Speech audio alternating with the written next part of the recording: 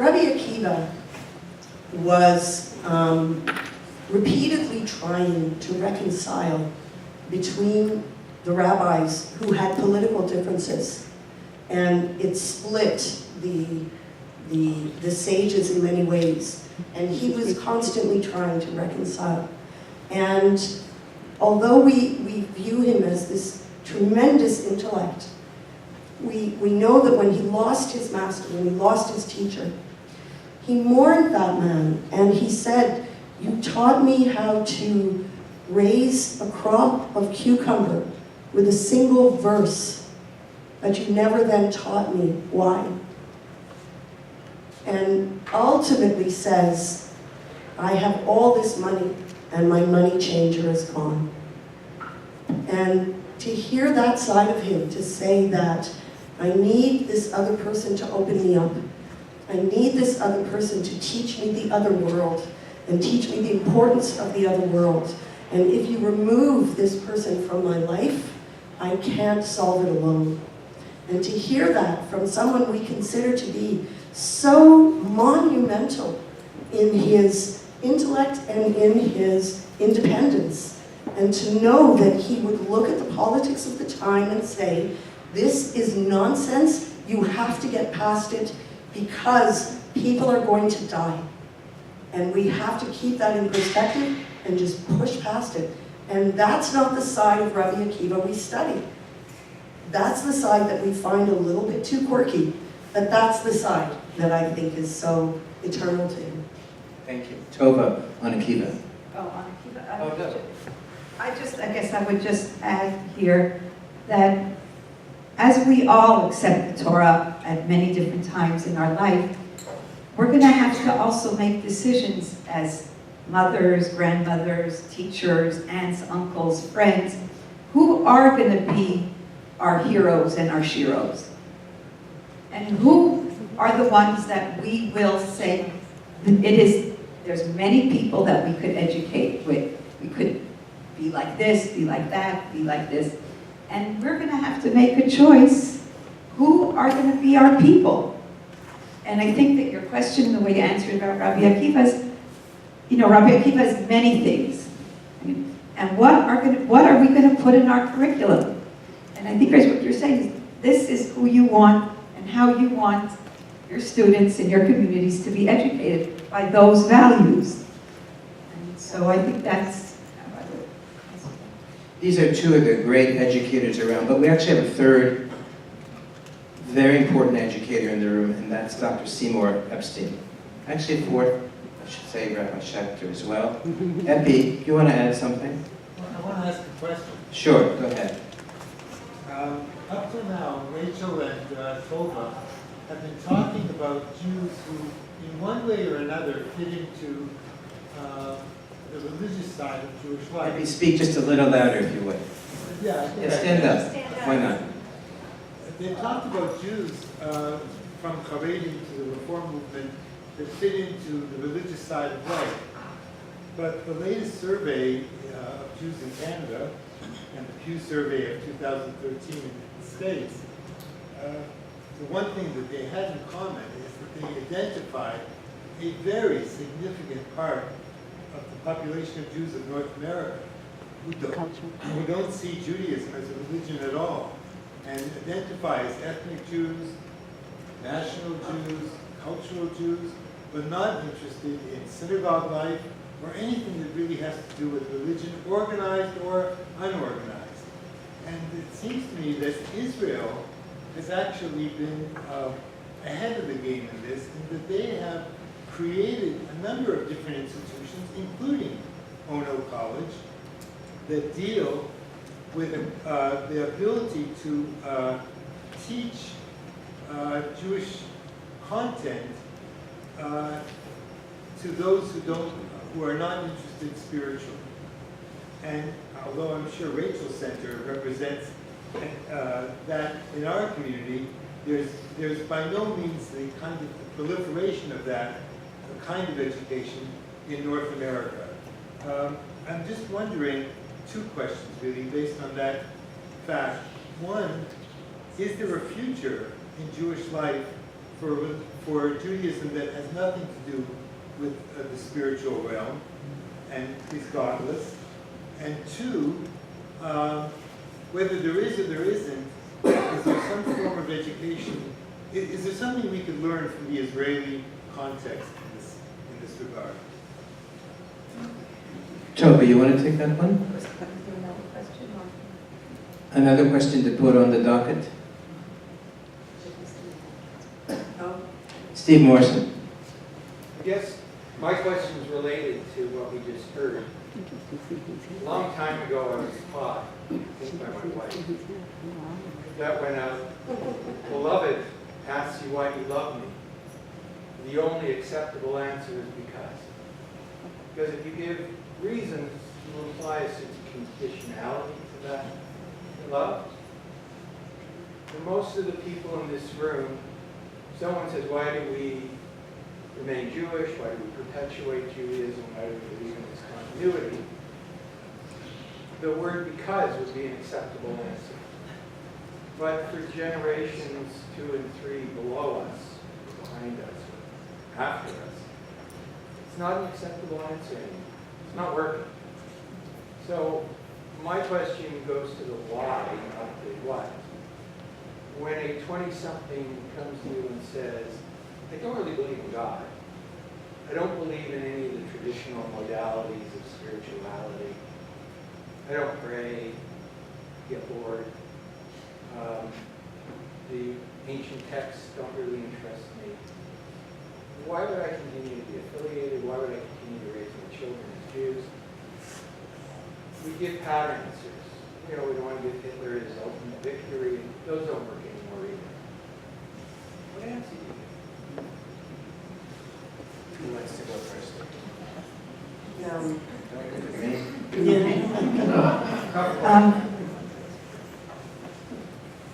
I think that one of the questions that I might try to change the question from instead of why to how.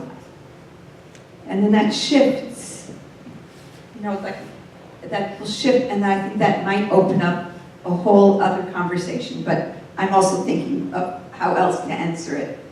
I think the idea of this comparison between what's going on in Israel and what is in the United States and Canada is a little difficult for me because we're asking similar questions and similar groups are doing different kinds of things, and there is creative Judaism here and there's creative Judaism in Israel, and there's also questions, why do we need a country? Why not run out to and like just be assimilated to the world? So I wouldn't make that binary so strong between Israel and Canada. But I think that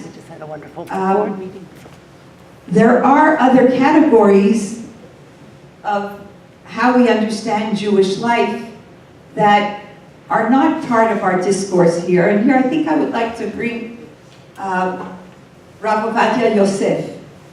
Rav Ovadia Yosef used to be the Sephardi chief rabbi of Israel. He was also a rabbi in Cairo, and he lived with many different communities. And I would sort of like, as we divide the early Freud, the late Freud, the early Marx, the late Marx, so I would talk about Ovadia Yosef before he started Shas Party and after his, if you, just to look through the things that he wrote about. And he lived in Cairo and lived with people called the Karaim. It's a group of not really Jews, but sort of Jews who self-identified as Jews sometimes. They were discriminated against by the Jewish community many times. They were considered not Jews. This was a group of people who did not accept the oral law. They were biblical. In other words, patrilineal descent. In other words, many variations of themes, to put it mildly. And he married Karaim with Jews in Egypt. He actually wrote many, many treatises about why he was doing it. And one of the things that he said, because he was so impressed by their devotion, because at some point they were the upper class in Egypt, and they were the ones who would try to, how do you say shtatlanut? The ones who, like, yeah, like, you know, to the king, there was always someone who was trying to help. So they were very close to the kings, and they tried to help the Jewish community there. And he married them. When there was an argument in Israel, are the Ethiopians Jews? There was a very big argument between the Rav Ovadia and all the other Ashkenazi rabbis, and he gives his answer. His answer is also, because the historians say so, which I love all of a sudden, we bring in history, and he also calls them every other sentence in his answer, they are our brothers, they are our brothers, they are our brothers. One of the parts of Jewish laws of kosher is that you are not allowed to drink wine with someone who's not Jewish. One of the reasons was to create different communities, separate communities, so we don't drink together, we won't be together, right? That law was expanded at times to those who are not observing of Shabbat. Cannot touch and drink wine together with those who observe Shabbat. Now, in the Misorti, mainly the Sephardic communities, they came to the Rav Ovadia and said, we have a problem. We can't sit together as a family anymore around the Shabbat table because we can't drink wine with each other. Some of us go to shul and come back, want to eat, and then go to sleep. Some of us go to shul and then go to the soccer games. Some of us just want to say Kiddush and then live their life as they should.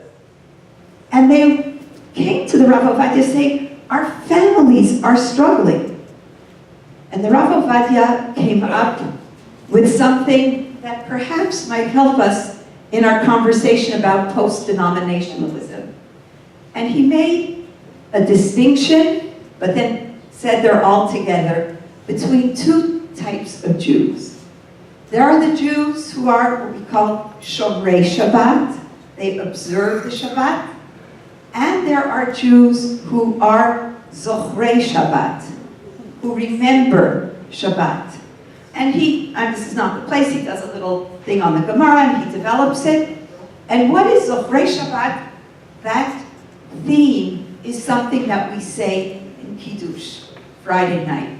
And Zochrei Shabbat can also be whatever we choose to tell some. If we can define it as we do, but Zochrei Shabbat basically then is someone who remembers creation.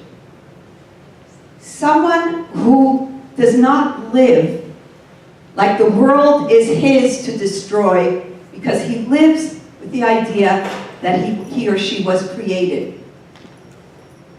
And both those Shomrei Shabbat and the Zochrei Shabbat, those who observe and those who remember, are part of the Jewish people. And you can drink together, you can eat together, you can be together. And what I would answer is, how to be Jewish? I would say, let's learn that together. How we can. Some will be compelled by it. I know that not everybody's going to be compelled by it. You see, and I think, did you want to say something? Yeah, Oh, I do. I like the how, but I'd like to address the why. And I think that oftentimes I look at Judaism today and I say that young people who are disengaged, I don't blame them.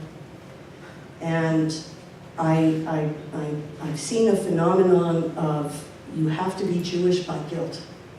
So you have to be Jewish or Hitler wins. You have to go to shul or you'll break your mother's heart. You have to be Jewish and express yourself Jewish, and then the guilt sentence will come.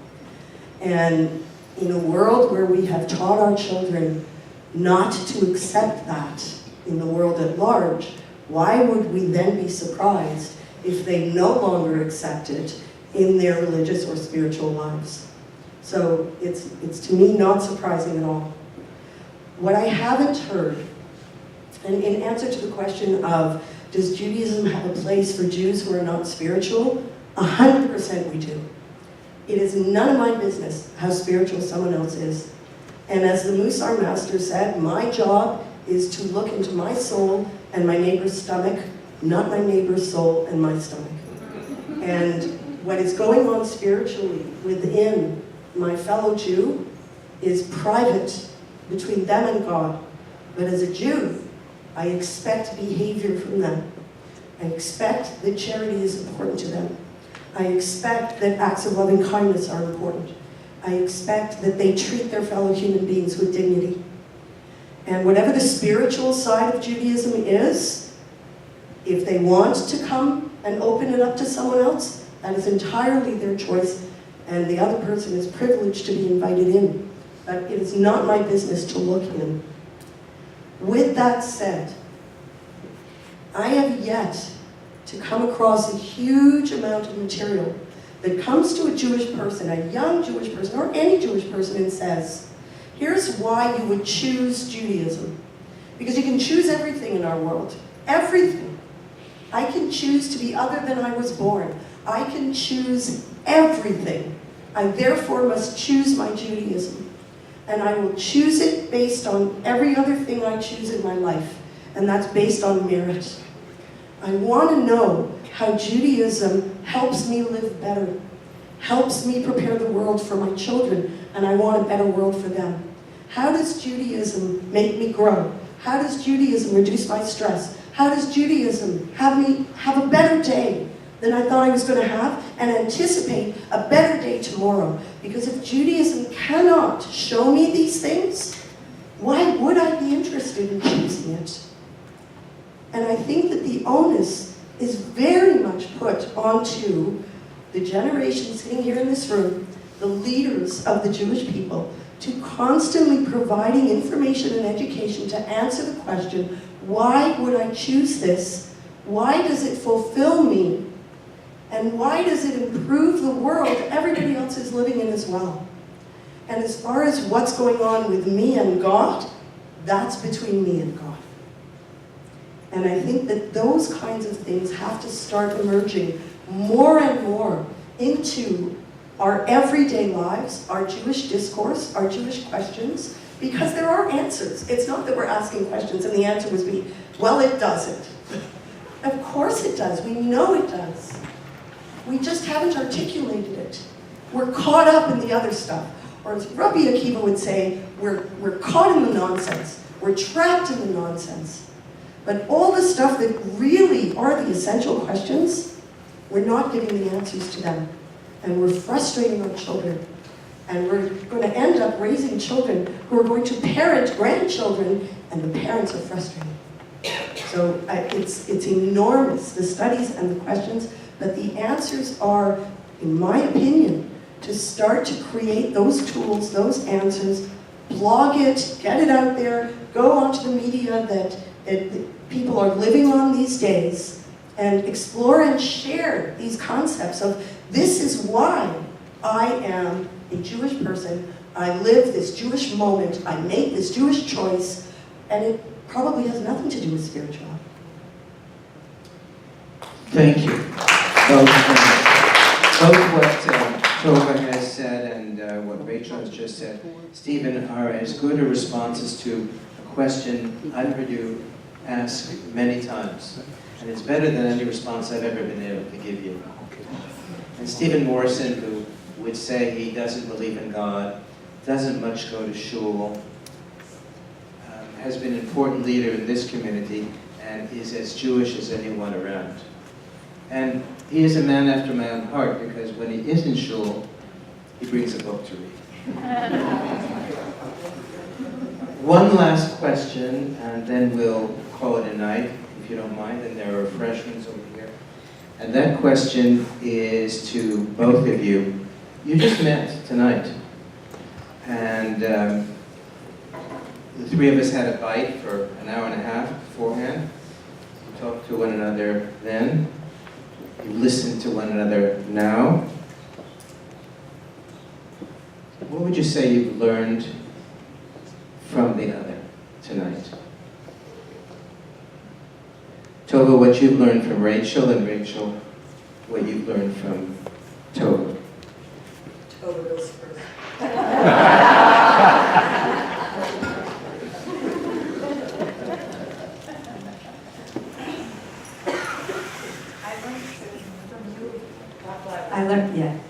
I learned from you your devotion to your devoted critic, which is often a difficult place to be. But from that place of devotion, you've created a center, you've created a place where Jewish texts are alive, that they're open to many people, and that there is an actual deep thirst in the Toronto community for your message, for what it is that you're trying to do. And I think that distinction that you could bring in from the Musser movement, and how does that come into our lives now? That you're not the judge. You created an educational place precisely because you didn't want to be in a place saying, okay, you're failing your thesis, you're failing your this, but a place that really is genuinely welcoming, is opening up the texts, and that you would be as excited that 3 girls in India or 8 girls somewhere else are learning, and that is success, is very remarkable, and I really appreciate learning that. Rachel.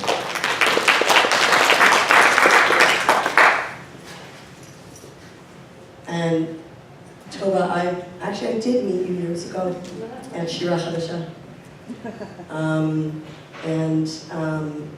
She's pretending it tonight. Oh, okay then. we only met. I didn't remember. Yeah, and what I'd say that I've learned from you and really in awe is your continued guiding voice within a community that does not invite your voice and often pushes against it, and where others would walk away to go to a community because you are so well admired in the Jewish world. You could find any community with open doors that would want that voice. And you've continued into that community that means so much to you, and you want to bring the gifts you have there and watch it move through that community and open those doors, and that's to be nothing but admired. I'd just like to end also by thanking John for inviting us. It's really nice to see a pretty chapel, and I'm very grateful for your invitation. Yes, as well, obviously. The shadchan between us. Indeed. So thank you for being here. Thank you for listening. And I would urge you, those of you who are not yet students of Rachel's, to visit Rachel's Center online or in person. Those of you who may find yourself in Israel near the Tel Aviv area, you can, I'm sure, elicit an invitation from Tova to visit this remarkable Ono Academic College and see the learning that goes on as well there. One last comment. It just occurs to me, because both of you have said, in effect, the tradition is an eclectic, open, expansive one, and perhaps nothing embodies that more, expresses it better, then here is a center of Musar and Ethics here in Toronto, and here is a center at Ono Academic College, which brings in all kinds of Jews from all kinds of streams. They all look totally different from one another, and brings them into one community. So here you have two of the significant leaders of the Jewish world. We're grateful for your presence tonight and what you taught us. And by all means, everyone, please stay for refreshments and visit with one another and with our guests. Thank you for being here.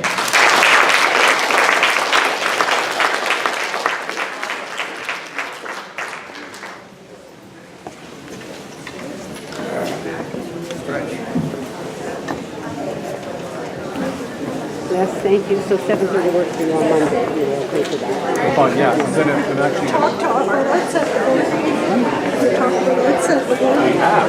You weren't there to vote. Well, I don't vote anyway. Oh, you don't vote anyway? Oh, well, then I don't need you. Yeah, well, that's why I decided I could stay away. Hey, Les, how are you? I'm good. How are you? Yeah, great. You're looking great. Very fashionable. Oh, thank you. You're interesting. Very smart. That's what I would tell you.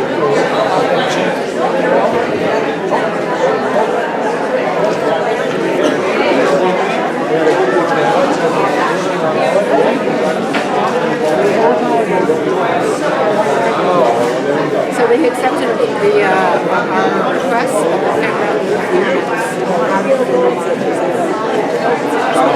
You guys did great work.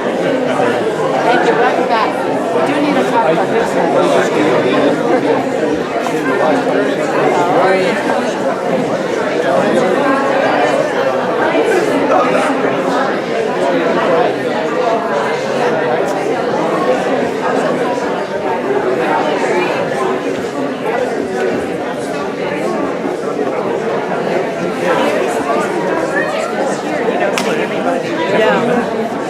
So it's hard, but it's,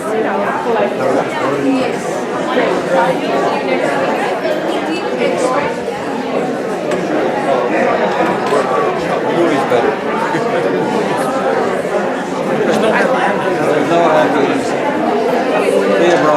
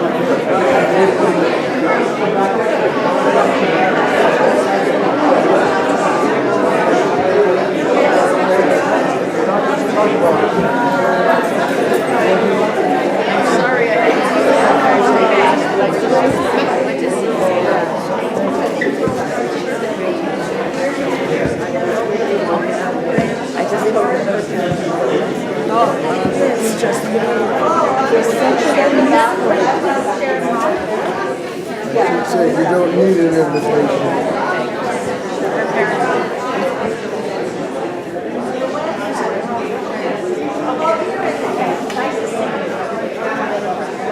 I